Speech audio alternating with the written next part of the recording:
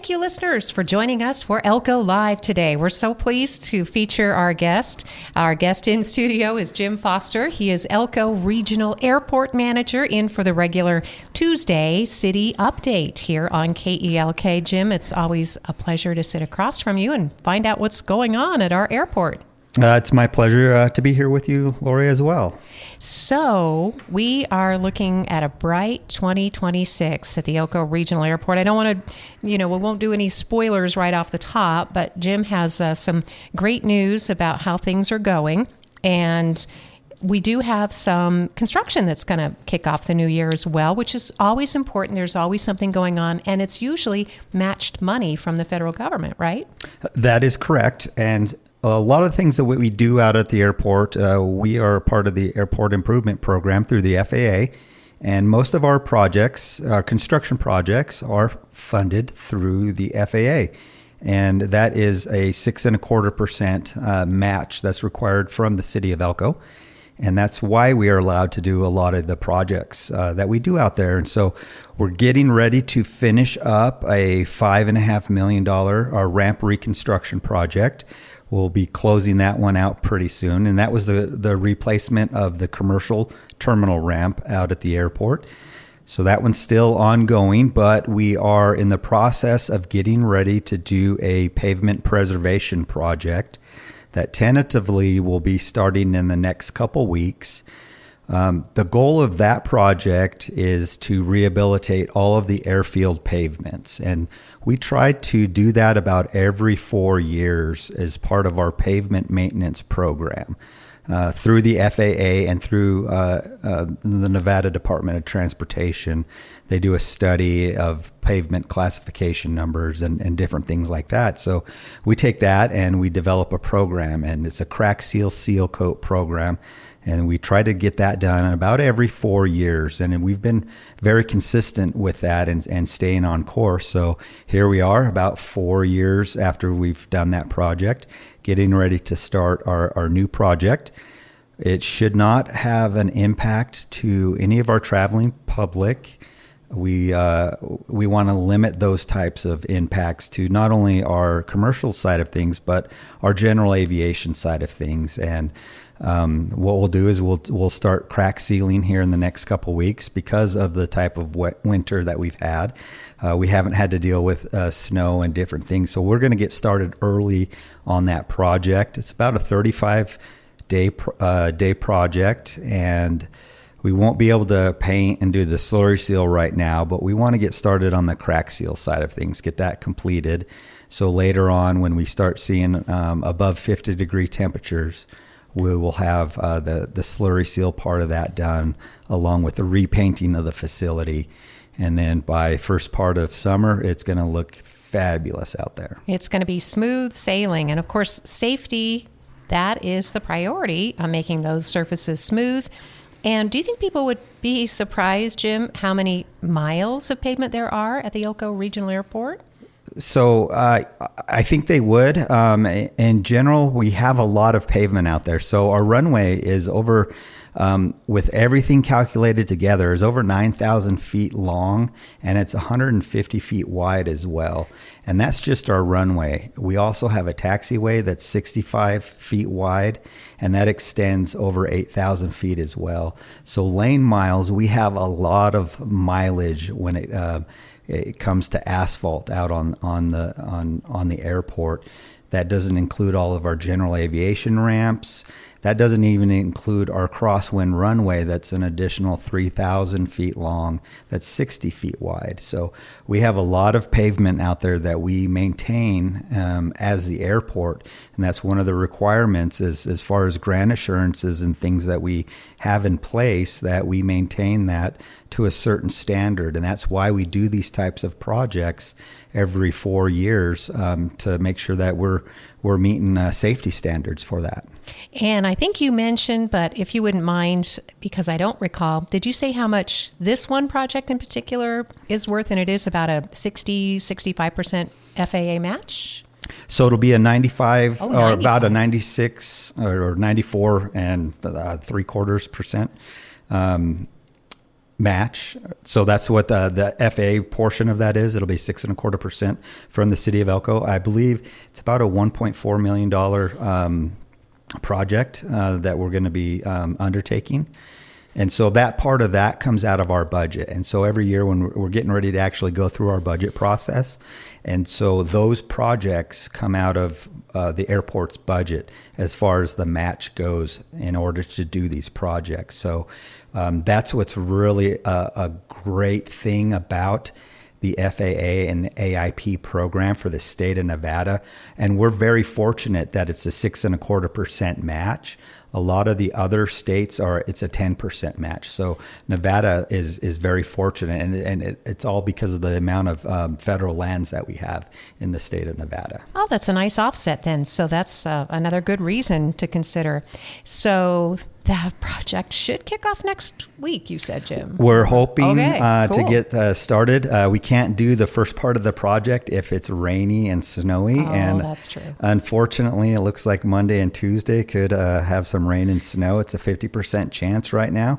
So maybe mid next week or potentially the following week, we'll get started on that. And we're going to let all of our tenants know there's going to be minimal impacts to them during this process. All right. Of course, both general aviation and commercial air service at the Elko Regional Airport. And then the community is invited tonight. You open the doors. You've been hosting this event for us. It's called Community First Tuesday, Jim. Yeah, it's a great event for the community. It's something that the new police chief, Ward, brought to our community, and it's a way that the local community, I know we're saying community a lot, but it's a way for them to come out and have these conversations. And it's not just for the police side of things. It's for everybody. There's representatives from all the various agencies locally. I mean, I'm there as far as the airport goes. So if anybody ever has airport related questions, I would be more than happy to talk to you about that. But we host it there at the terminal building, which is it's an open area. If you haven't been down to the terminal before, I suggest you come down and check it out. We do have a really nice facility that's able to host these types of things. And so I think this is like our third or fourth, it could be even our fifth time that we've done this. It's just a nice event, and we're slowly building it. And we do have participation from people that are coming out. And I think actually tonight, one of the suggestions that was brought up was to do a little raffle and do some things. So as the airport, we put together some swag bags for the kids. Fun.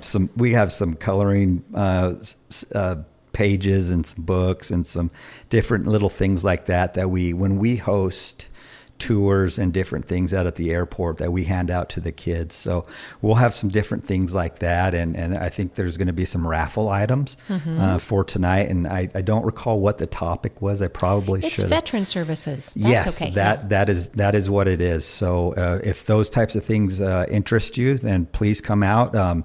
Park across the street there at the terminal. It's always free parking. We're not going to charge you for coming down to these events. And if you do happen to park in the main the parking lot and you do pull a ticket, we're going to let you out. We're not going to charge you for parking for coming down to these types of events. That's from 5 till 6:30 tonight, Community First Tuesday, and there will be food. So come straight from work and bring the kids.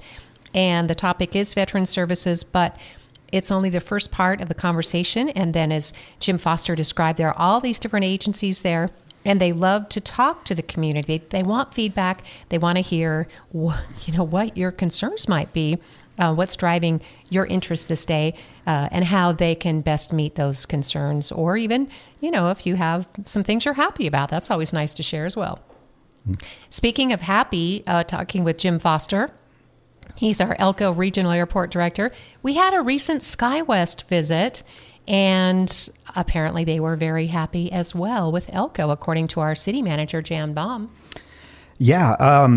Typically, we go down and visit Skywest. We go once a year down to St. George and meet with them. And it's a kind of just show our face and sit down and talk for a few hours. And it's a really kind of an informal meeting. We kind of take a big contingent of Elko people down and meet with them. And last time we were there, we asked about the possibility if they would consider coming to Elko for a visit.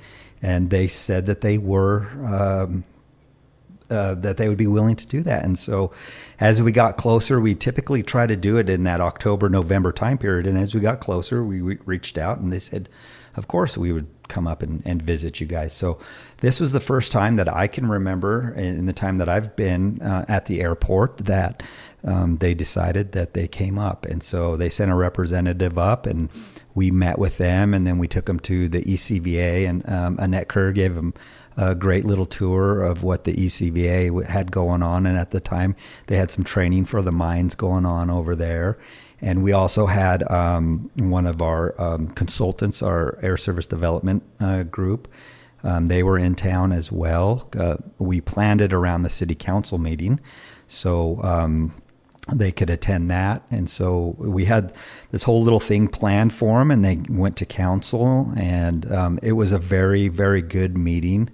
When it comes to those types of things, and Skywest is really pleased, and we've created a really good community partnership with them over the years, and it's just a testament to this community on being able to do that and having them come here and be willing to do that. They don't do that with a lot of their communities.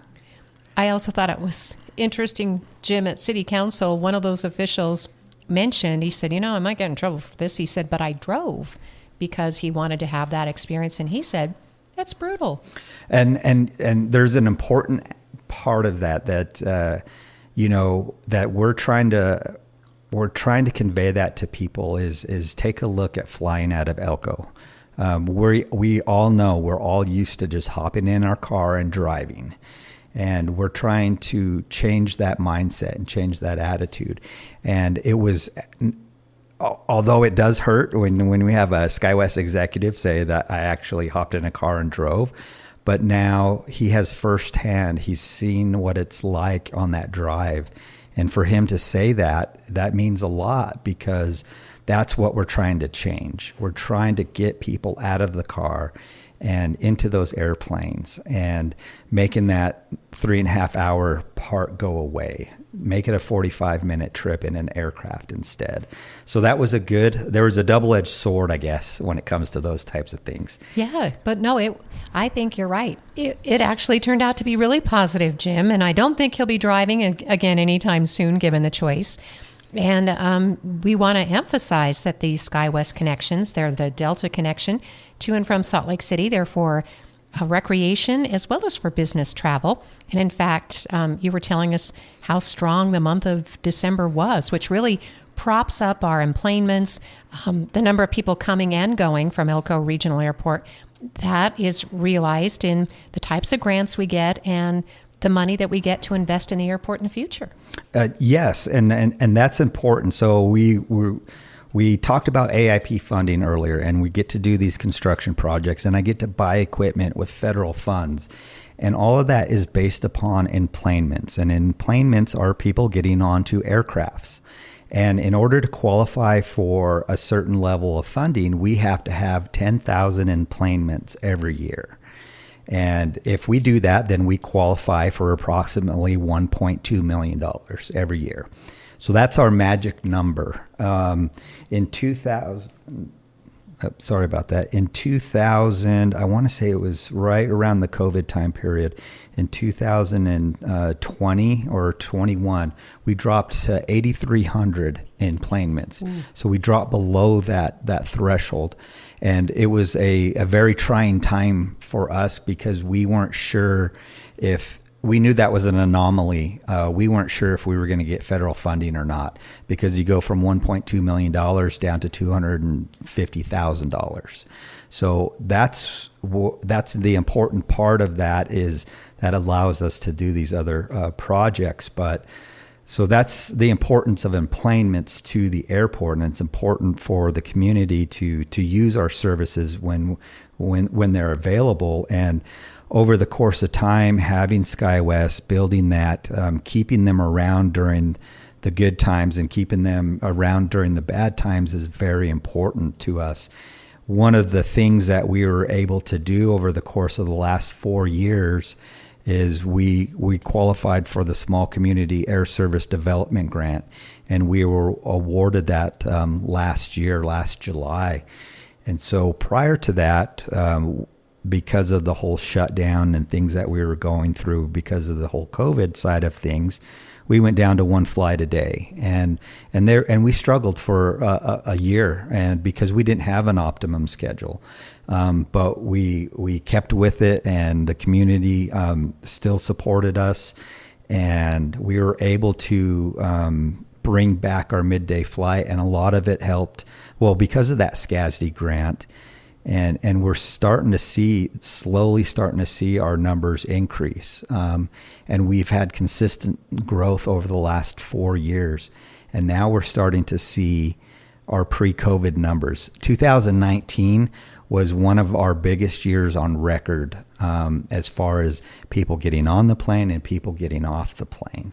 And then, of course, what happened with the epidemic happened, and we saw those numbers significantly drop down almost by 50%. And so we're gaining traction, and it's been a really nice thing to see. This last December, like you had mentioned, was our strongest December, our strongest month since 2019. So we're starting to gain some traction, and us bringing back that midday flight has not hurt our overnight flight. It's actually increased our numbers for the overnight flight. It's given our community and the people that are using that another option.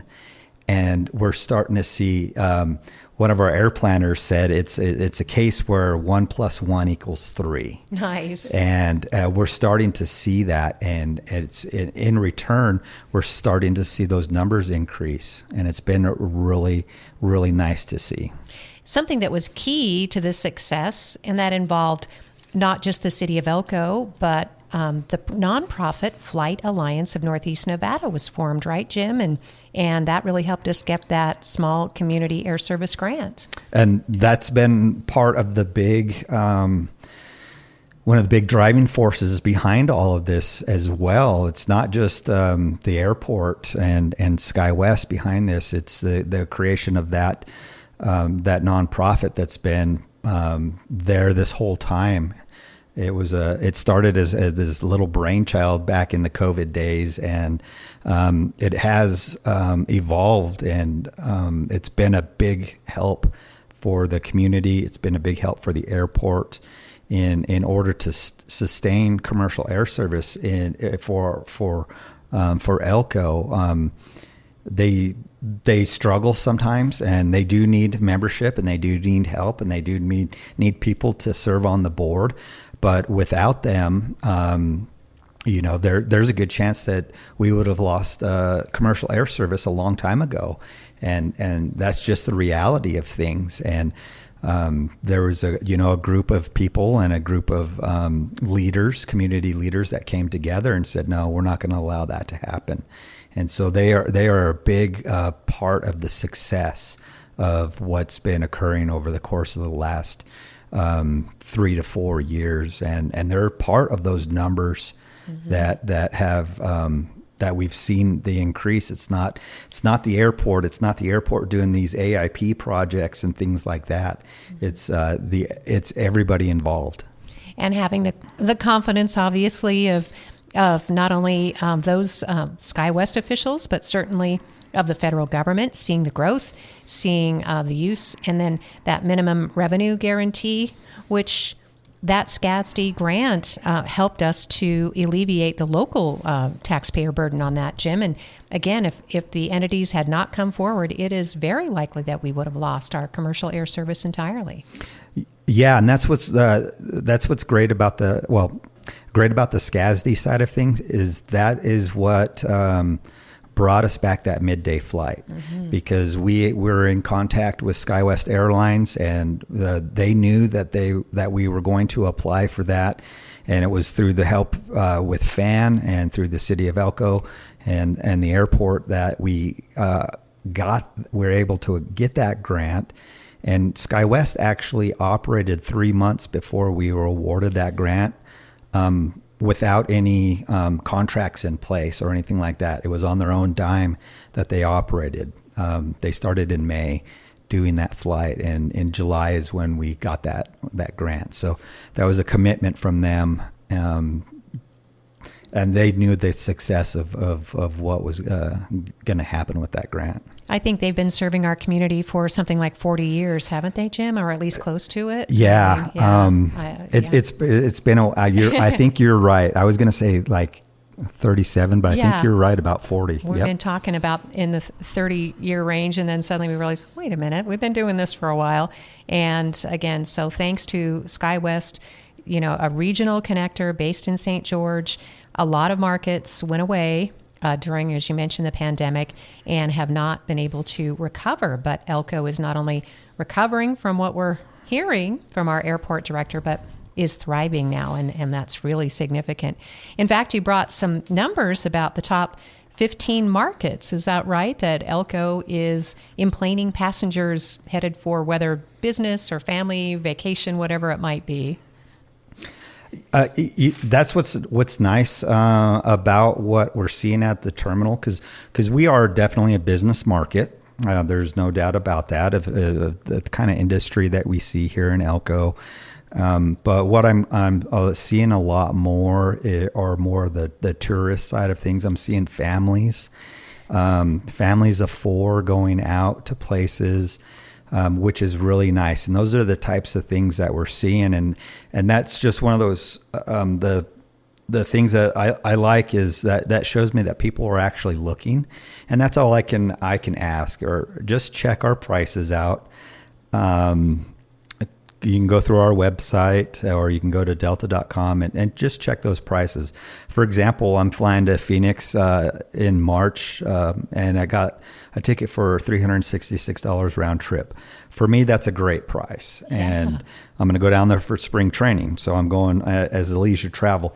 But we ran a market analysis a while back, because we're getting ready to do a really heavy advertising campaign as part of our match for our SCASD grant, and to try to get more passengers on that midday flight. And so we did a market analysis on where people are flying to going out of Elko, and some of our top 15 markets, they're not really shocking by any means. When I look at them, I kind of figure, but obviously Salt Lake City is the number one, because that's the only place that we fly to.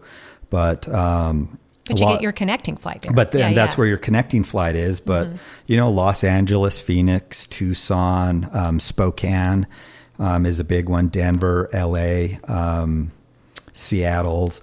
The one that always is really kind of interesting to see is Guadalajara, Mexico, is in our top 15 of the top destination markets for Elko, Nevada. And even here recently, that was that in September, that was sitting at number 14. But here recently, that jumped up to number 7 on our list of top markets. And so there's a big presence of that in our community anyways. And so we're starting to see that. And that's the important part of that, where, we are mainline carrier with the Delta connection, Skywest through Delta. We can't compete with Frontier Airlines. We can't compete with low-cost air carriers. So yes, you're always going to probably find cheaper tickets through those types of things. But when you look at for your travel for point to point through the Delta network, you can find comparable tickets, and especially into the Mexico market. We were looking at just a few weeks ago, comparable markets to Cancun and different locations out of Elko to those markets were within $20 to $50. Wow. Out of Salt Lake City. So there are some really good fares, 21 days in advance. If you're flying internationally, 50 days in advance are typically recommended for those types of discounts and things like that. But please look at using and keep checking and clear your cache and all that kind of stuff when you do look, because it's all AI, it's all AI driven, but those types of things help. But you can find some really good prices if you know what you're looking for. FlyElko.com, right? I think that's okay. Yes, that's it. FlyElko.com, or as Jim Foster was describing, just go right to the Elko Regional or to the Elko Delta Connection website, and then you can make those connections to and from Elko. And again, saving, when you think about, that's like 7 hours worth of time that you're saving. You're saving parking, possibly motel, and any additional meals on the road. So that tends to really add up. So that brings us to I think, a good point to talk about other things that we can do to maybe speed up the experience, make that travel extra pleasant. We do know that Elko, I didn't realize this, but Elko, we've talked about this before, was voted like the best small airport or best airport. And we've got to start using real IDs, right, Jim? That's another reality. Yes, just recently, yes, real IDs are now, you need to use those for travel. If you don't have a real ID, you can still fly, but when you get to the airport, please show up a little bit earlier, and you will be charged $45 through the TSA in order to complete the process of registering to go through. But it adds time too, right? Yes. It'll definitely add time to that. So best option is to definitely go get your real ID if you haven't already gotten that.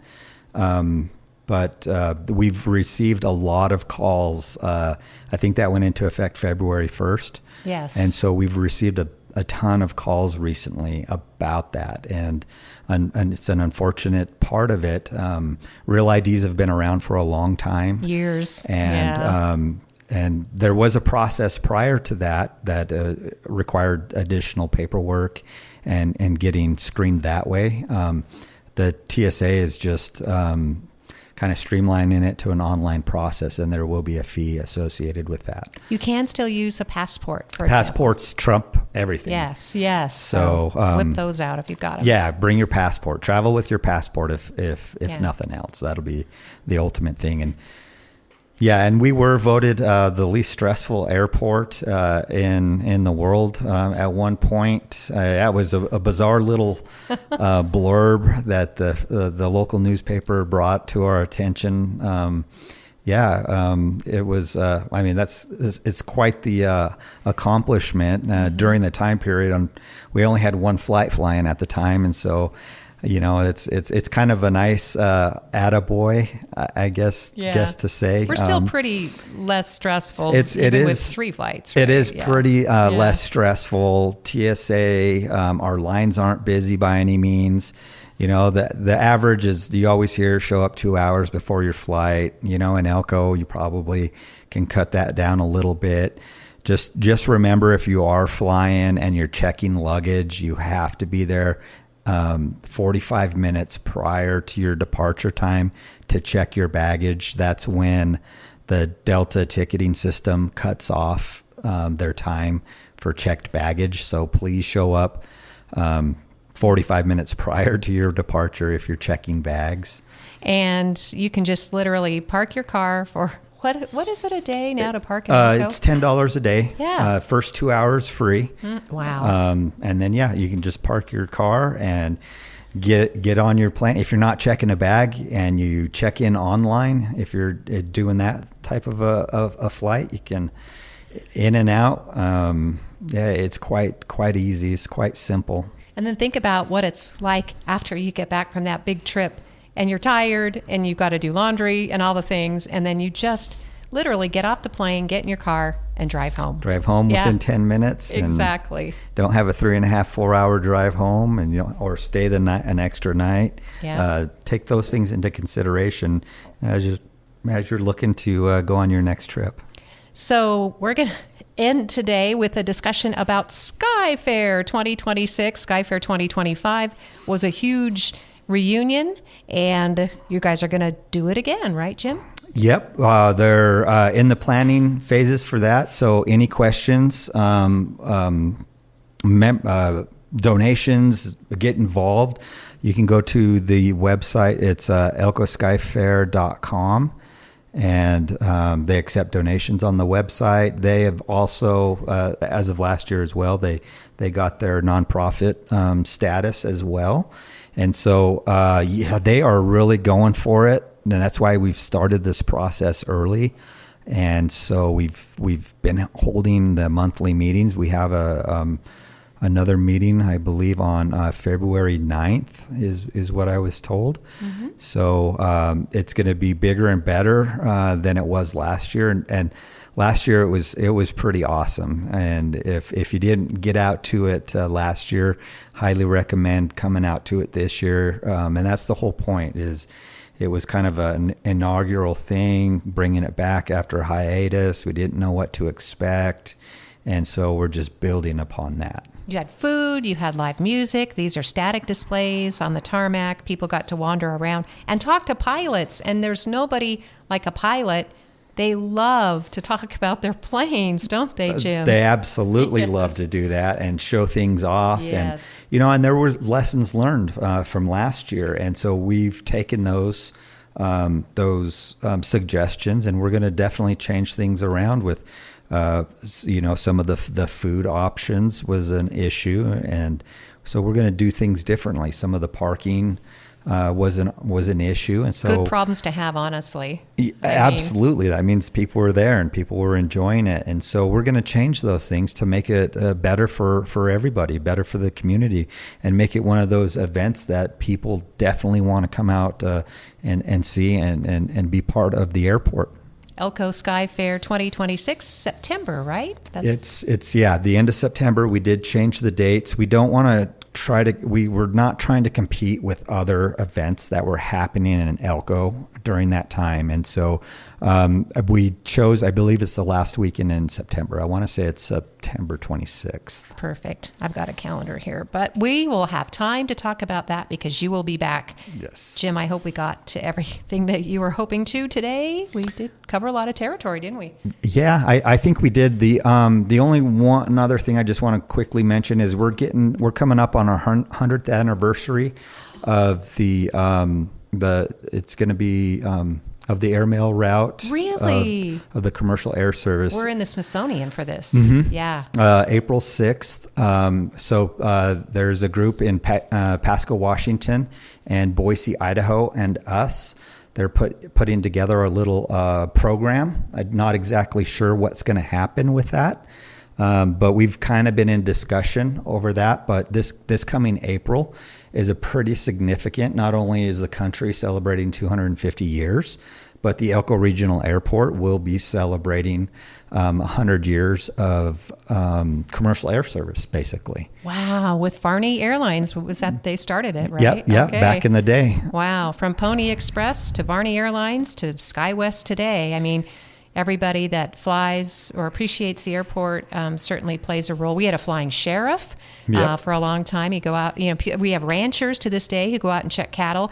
I mean, they don't all have hangars at the Elko Regional Airport, but we have a very vibrant local community of general aviation pilots too. Yeah, and it's all part of that strong history of the Elko Regional Airport. I mean, obviously it wasn't called that back in the day. J.C. Harris Field was one of its original names, and before I forget what it was before that, but I know it was named something else. So be looking for different things will be coming out about that for April. And we'll do kind of a commemorative thing. It might just be something down at the terminal. I really want to work with the museum. You'll love working with Ella Trujillo. And put something together for that and see what Pasco's doing. Amelia Earhart was here? Yep, exactly. That gives me goosebumps. I know.